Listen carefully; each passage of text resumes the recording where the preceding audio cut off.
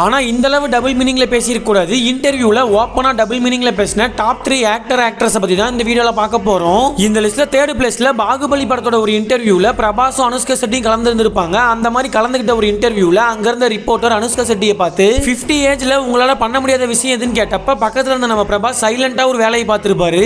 Something that you can't do at 50s. Billa.